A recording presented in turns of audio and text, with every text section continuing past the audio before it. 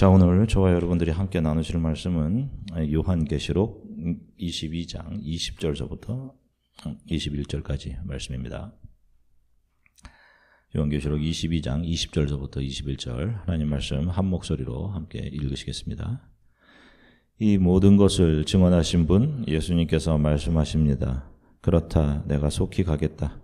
아멘. 주 예수여 어서 오소서. 주 예수님의 은혜가 여러분 모두에게 함께 하시기를 기도합니다. 아멘. 할렐루야. 자, 여러분 한 주간 동안 평안들 하셨습니까? 예, 오늘 2025년 마지막 주일입니다. 1년 52주가 정말 빨리 지나갔습니다. 아마도 올 한 해 시작하시면서 바랬던 소망이나 바램들 아마 있으셨을 텐데 오늘 이 한 해를 마무리하는 시간 그 바램들 여러분 얼마나 이루셨습니까? 원했던 것들을 얻거나 이루지 못해서 혹시 마음이 상해 있지는 않으십니까? 아마 그렇다면 그런 분들은 내년에는 올해보다 더 잘 되기를 바라는 그런 마음도 있으실 겁니다. 내년에는 내가 원하는 것들을 조금 더 가지게 되었으면 하는 마음들이죠. 그런데 여러분, 저와 여러분들, 우리 크리스찬들은 지나온 한 해만큼, 지나온 한 해의 시간만큼 저와 여러분들은 주 예수 그리스도를 닮아가는 사람으로 그분 안에서 더 성숙해져 가야 하는 사람들입니다. 우리들에게 주어진 삶을 주의 나라를 위해서 또 내 주위의 이웃들이 저와 여러분들이 얻었던 예수 그리스도의 영원한 생명을 얻게 되도록 우리들의 삶을 드릴 줄 아는 그런 사람으로 더 성숙해져 가야 하는 거예요. 시간이 지날수록 더 자기 자신을 채워가는 이기적인 사람으로 그렇게 변해가서는 안 되는 것입니다.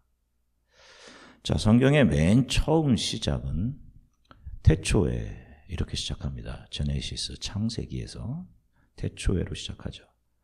문법적으로 이 단어를 해석하면 이것은 이 역사의 처음 시작, in the beginning 이라는 의미입니다.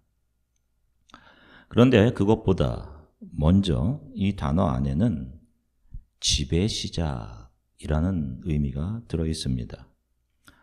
여러분들도 아시다시피 language, 언어라는 것에는 grammar, 문법이 있습니다. 문법. 우리가 생각할 때 문법이라는 것에 의해서 언어가 만들어진다 이렇게 생각할 수 있어요. 그런데 그렇지 않습니다. 대부분의 언어들은 언어가 사용됨에 따라서 문법이 만들어지게 되는 것이에요. 그래서 그 문법을 통해서 언어가 사멸되지 않고 더 체계적으로 발전하고 보존되는 것입니다. 그러니까 초기 언어에 문법이 들어오기 전까지 그 언어 안에 문법이 규정할 수 없는 의미들을 언어 자체 안에 담고 있었습니다. 상형 문자가 대표적인 예죠.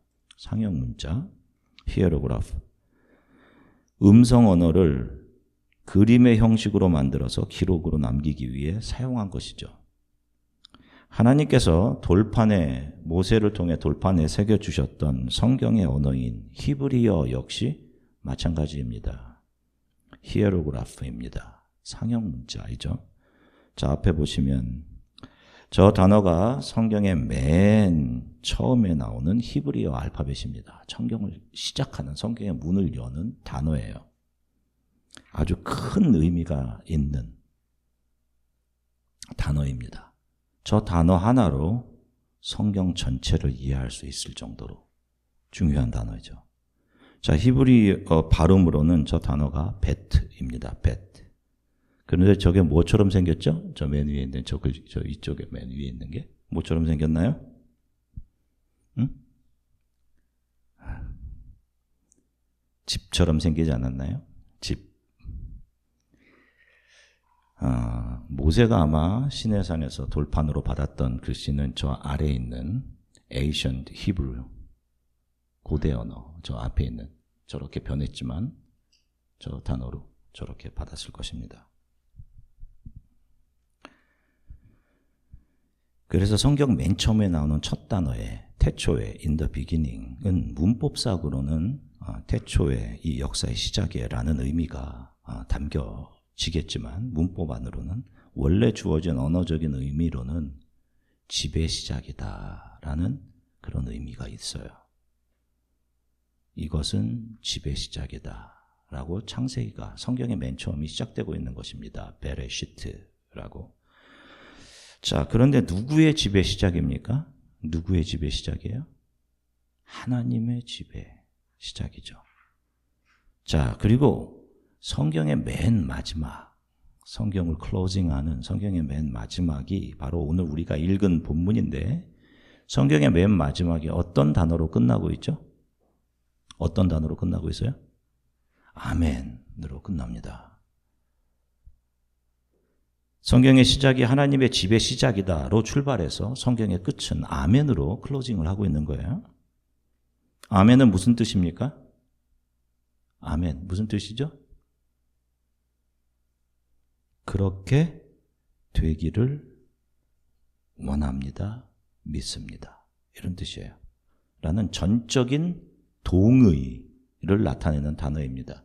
단순한 동의가 아니라 그 의미를 분명하게 알게 된 사람들로부터 나오게 되는 동의, 이것이 아멘이에요. 자, 그러면 오늘 성경을 클로징하는 성경의 맨 끝에 나오는 이 아멘은 무엇에 대한 전적인 동의를 말하고 있는 것일까요? 무엇에 대한 동의겠어요?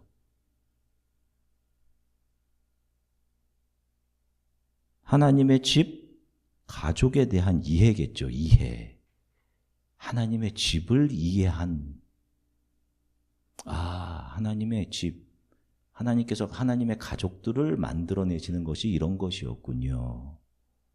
라고 그것을 이해한 사람들로부터 나오는 동의겠죠.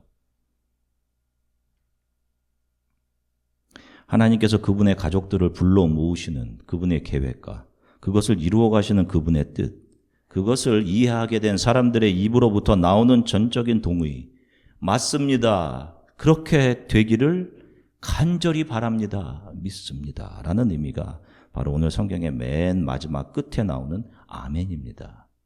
그리고 더 중요한 것, 이 아멘은 누가 하는 아멘일까요? 누가?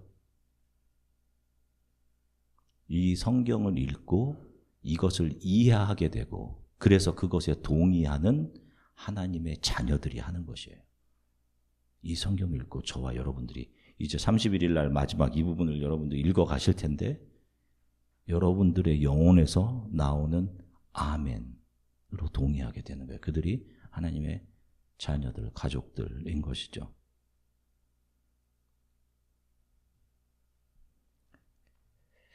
자, 이렇게 이들이 이 역사의 이유, 자신의 인생의 존재의 이유를 이해하게 되고 아멘으로 동의하면서 사탄과 한몸이 되어 있던 상태, 세상에 속해 있었던 세상의 자녀의 상태에서 하나님의 자녀로 건져내어지게 되는 것입니다.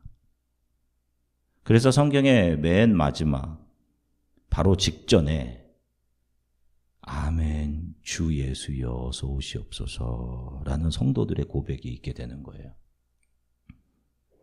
그들이 이전에는 보지 못했던, 이전에는 이 세상에 있는 것들, 물질, 보이는 것에 의해서만 살았단 말입니다. 이제 그들이 믿음의 눈을 열어 보이지 않는 것을 바라보게 되는 것이죠. 아멘, 주 예수여 어서 오시옵소서. 믿음으로 보게 된 하나님의 나라를 사모하며 살아가게 되는 겁니다. 자, 이것을 우리들에게 주어진 짧은 인생에 적용을 해보면 우리들의 인생은 하나님의 집에 대한 이해가 깊어져가는 과정입니다. 저와 여러분들 크리스천들에게. 세상 사람들에게는 세상에 대한 이해가 깊어져가는 그런 과정이겠고 이 세상이. 저와 여러분들에게는 하나님의 집에 대한 이해가 깊어져가는 과정인 것이요. 그 하나님의 뜻을 점점 더 알아가는 것, 이것이 저와 여러분들의 인생의 목적입니다. 그래서 우리들이 한 해 한 해를 살아갈수록 하나님에 대한 이해, 하나님이 이렇게 가족들을 불러내시는구나 하는 그분의 뜻에 대한 이해, 그분의 은혜와 사랑을 점점 더 알아가게 되는 것이에요. 그것이 인생의 목적입니다. 하나님께서 이 역사에 펼쳐놓으신 하나님의 집, 가족들을 불러 모으시는 그분의 계획과 뜻을 이해하게 되는 것, 점점 더. 그리고 그 안에서 하나님의 은혜와 사랑을 알게 되는 것이죠. 자, 어떠세요? 세상 사람들은 주어진 인생을 어떻게 하면 더 많이 가지고 더 누리고 즐기고 인기와 명성을 얻고 하는 것들을 인생의 목적으로 삼고 살아갑니다. 그래서 직장을 잡게 되면 무슨 생각을 먼저 할까요? 이제 이런 것들을 사고 이런 것들을 하고 누리고 이제 이렇게 살아가야지 하는 생각들. 더 많은 세상의 힘들을 얻고자 하죠. 세상이 성공이다라고 규정한 것들을 어떻게 해서든 그것들을 더 얻고 누리고 살아갈까 한단 말입니다. 아마도 올 한 해 역시 예수 그리스도를 알지 못하는 수많은 사람들은 자신이 원하는 것을 더 가지거나 또 가지지 못한 것 때문에 울고 웃고 했을 것입니다. 원하는 것을 많이 가지고 이루었으면 자신의 열심의 행운이 함께 했던 해라고 말하면서 그 행운이 내년에도 함께 하길 분명히 바랄 거예요. 그리고 그러지 못했다면 운이 안 좋았던 해라고 말하면서 나쁜 운을 떼어버리고 새해에는 좋은 운이 자기와 함께 하기를 바랄 것입니다. 세상에 속한 사람들이 올 한 해를 마무리하면서 2026년도 내년에는 새해에는 더 많은 것들을 가지고 누리고 성취하고 그래서 세상의 눈으로 볼 때 성공한 삶을 살아갈 것을 그렇게 다짐할 거예요. 아마 이 한 주간 동안 이 올해를 마무리하는 여러분들 중에서도 예수님을 알기 전에 그분을 믿고 영원한 생명이 있음을 알게 되기 전에는 다 똑같이 이렇게 세상의 가치관을 따라 살았을 것입니다. 자, 누가복음 12장에 보면 예수님께서 말씀하신 한 비유가 나옵니다. 누가복음 12장 16절서부터 20절 같이 읽겠습니다.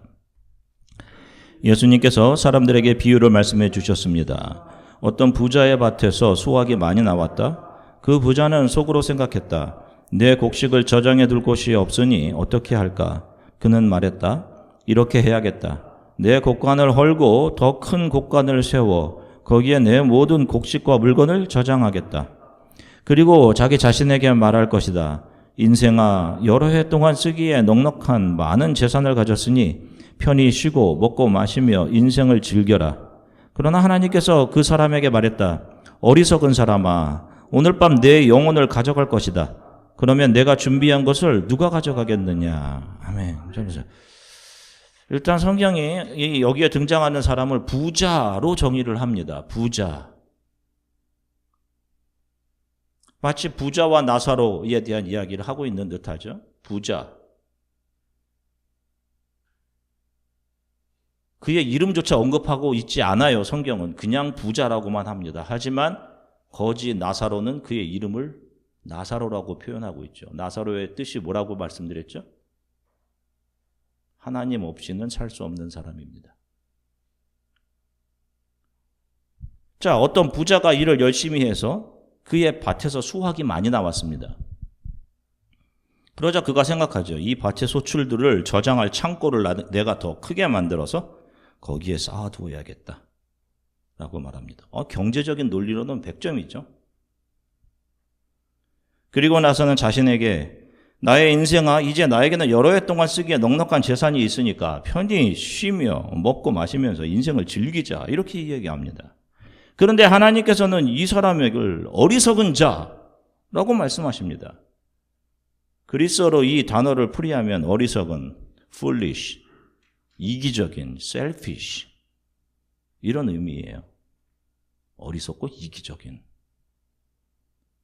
아니 그런데 사실 이 부자가 말한 내용들이 세상 사람들이 다들 간절히 원하는 거 아니에요? 교회 안에서도 이거 원하는 사람들이 많은 거 아닙니까? 이거 하나님께 구하고 있는 거 아니에요? 돈이 많아져서 편히 인생을 즐기며 사는 거 부자가 원한 것이 그것인데 자기 창고를 좀 더 넓게 짓고 거기에 좀 더 많이 쌓아두자.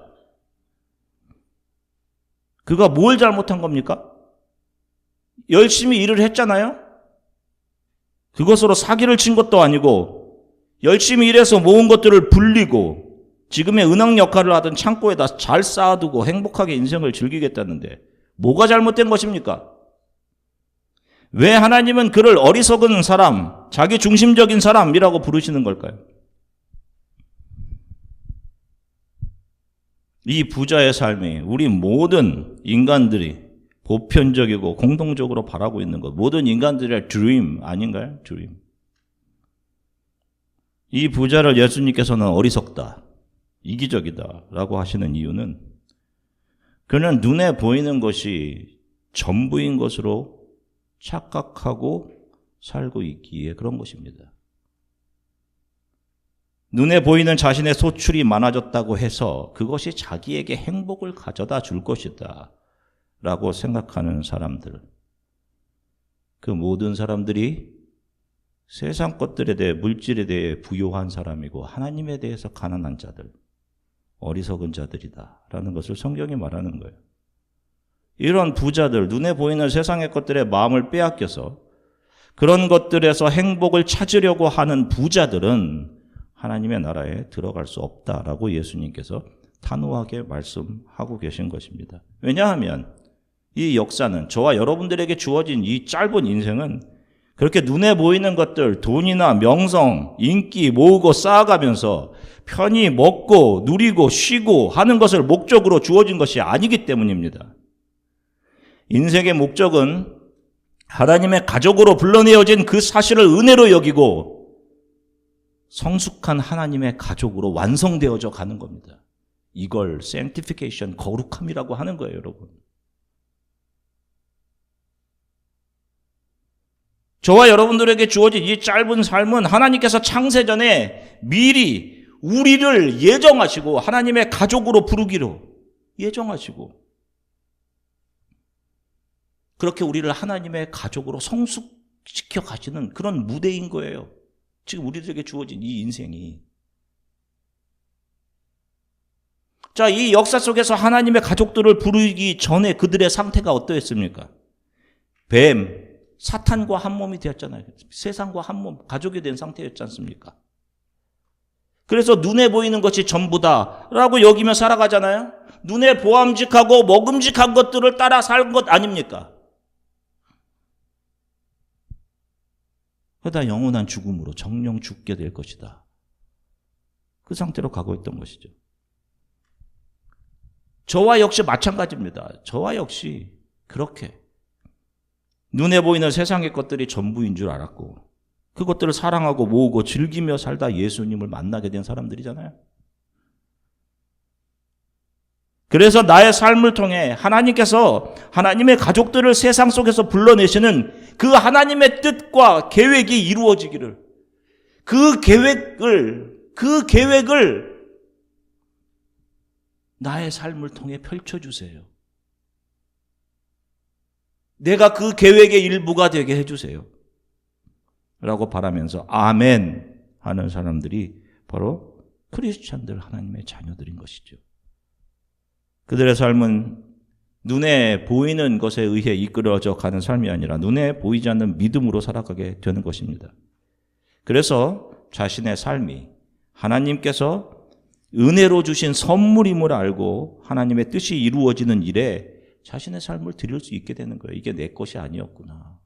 하나님의 은혜로 주신 거구나. 그래서 누군가 하나님의 가족으로 또 불러내어지는 일들에 자신의 삶을 헌신하고 섬기며 사랑하며 살게 되는 것이죠.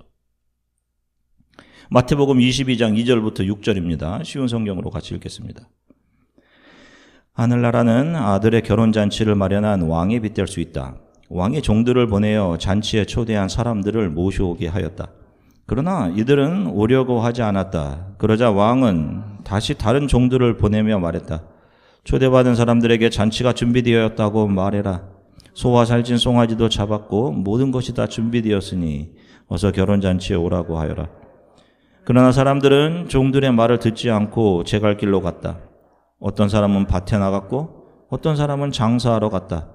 나머지 사람들은 종들을 잡아다가 그들을 모욕하고 죽였다. 아멘. 보세요. 하나님의 종들을 통해 하나님의 나라로 들어오라는 초청장이 전달됩니다. 이건 지금도 계속 이루어지고 있는 일들이죠. 초청장이 계속 전달되고 있어요. 그런데 눈에 보이는 세상이 전부라고 믿으며 살아가던 사람들은 그 왕이 베푼 잔치, 아니 하나님 나라 안으로 들어오라는 초청을 듣지 않습니다. 저는 돈을 더 벌어야 합니다. 아니 밭에 한 번 더, 일터에 한 번 더 가봐야지.